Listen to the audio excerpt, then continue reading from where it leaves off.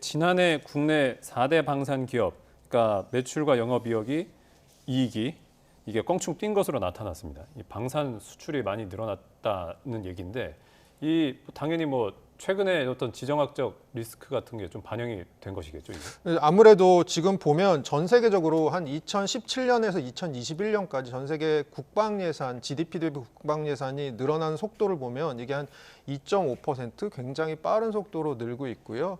그리고 사실은 러시아 우크라이나 전쟁 이후에 독일에서도 그렇고 나토 회원국 에서도 그런데 이게 국방 예산을 GDP 대비 2% 이상으로 늘리고 무기를 현대화해야겠다 이런 얘기들이 플랜이 막 지금 나오고 있습니다. 결국 이유는 뭐냐? 러시아가 우크라이나 침공한 걸 보니까 이게 안보가 생각보다 굉장히 중요한 이슈라는 것이 또다시 화두가 되었고 그리고 그런 부분들에 있어서 많은 나라들이 지금 국방 예산 늘리고 있고 그 중심에는 결국은 이제 방산으로부터 생산되는 무기들이 굉장히 중요한 역할을 하는 것 같고요. 우리나라 같은 경우는 사실은 뭐 분단 국가라는 특징도 있고 그다음에 러시아와의 불곰 사업이라는 것을 통해서 사실은 러시아제 무기를 좀 우리나라가 획득하게 돼서 그로부터 좀 노하우를 얻게 된 부분도 분명히 있을 것 같은데요. 최근 들어서는 지금 이제 앵커께서 말씀해 주신 대로 작년에 보면 매출은 방산 기업들의 매출이 한 20% 정도 늘고 영업이익은 한 50% 정도 늘었거든요. 그 전해에 비해서요. 그러면 이렇게 빠른 어떤 성장 비결이 뭐가 있을까로 보면 크게 두 가지를 꼽는 것 같습니다. 하나는 가격 경쟁력입니다. 예를 들어서 최근 들어서 우리나라가 가장 주력으로 수출하고 있는 방산 품목이 자주포인데요. 이 자주포 같은 경우는 독일산 자주포랑 성능은 비슷한데 가격은 한 절반 정도라고 하고요. 전차 같은 경우는 독일산에 비해서 가격이 한 절반 정도라고 하더라고요. 그러니까 가격 경쟁력 측면에서 좀 매력이 있는 것 같고요. 두 번째로는 빠른 공급 능력인 것 같습니다. 보통은 수주에서부터 납품까지 다른 나라 같은 경우는 몇 년까지도 걸리기도 하는데 우리나라 같은 경우는 최근에 폴란드에 자주포랑 전차 수출하는데 4개월 만에 사실 납품한 경험도 있거든요. 그래서 상대적으로 빠른 공급 능력도 또 우리나라 방산 업체들이 가진 장점으로 보입니다.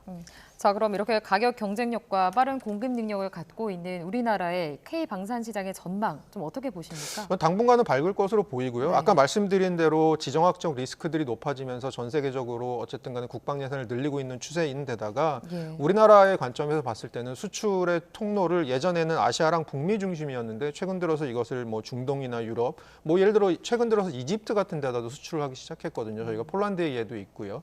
그리고 이제 저희가 또 향후에 수출이 어느 정도 될지를 예상할 수 있는 건 지금까지의 수주 잔고입니다. 근데 물론 기업들이 이거 영업 비밀이라서 수주 잔고를 외부로 공개하진 않지만 대충 어림잡아 보면 수주 잔고가 꽤 안정적으로 유지되고 있는 것 같습니다. 그런 측면에서 당분간 K 방산의 어떤 흥행은 좀 지속되지 않을까라고 보고 있습니다.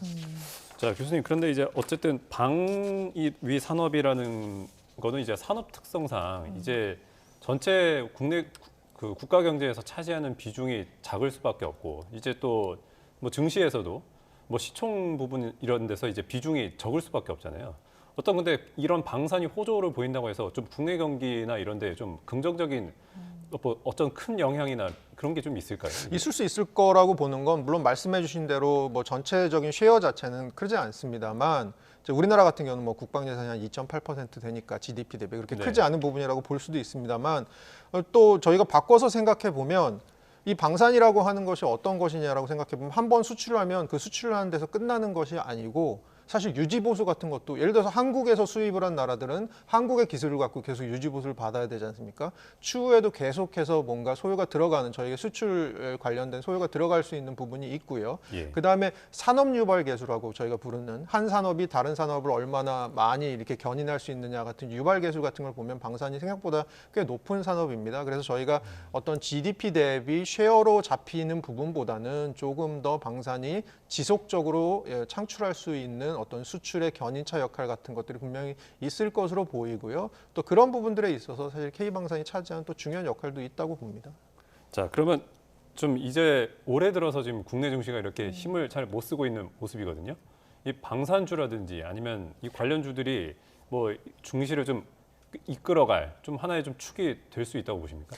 네, 그러니까 반도체랑 결국 방산의 얘기를 조금 해보면, 왜냐하면 반도체는 어쨌든 우리나라 주력 산업, 수출 산업이니까요. 보면 우리나라가 잘하는 메모리 반도체 가격이 좀 회복되고 있고, 그래서 결국 글로벌 경기가 올해는 조금 전 세계 경제 성장률 자체가 낮은 해라고 생각되어집니다만, 예측됩니다만, 내년부터라도 조금 글로벌 경기가 다시 살아나게 된다면 이 메모리 반도체 가격 회복 사이클과 맞물려서 좀 예. 반도체 부분의 수출이 좀 늘어날 가능성이 있다고 보고요. 그리고 방산 같은 경우도 지금까지 말씀드린 여러 가지 이유로 조금 긍정적으로 볼 부분들이 꽤 있다고 봅니다. 그런 측면에서 이런 기업들의 어떤 주식 가격, 주식 시장에서의 중요성, 시장을 좀 이끄는 능력, 이런 것들이 아무래도 이제 저희 검은 1월이라고 부를 만큼 지금 1월 주식 시장이 안 좋은데요. 예. 이런 부분들에 대해서 향후에 좀 중장기적인 모멘텀이 될 수 있지 않을까라고 생각하고 있습니다.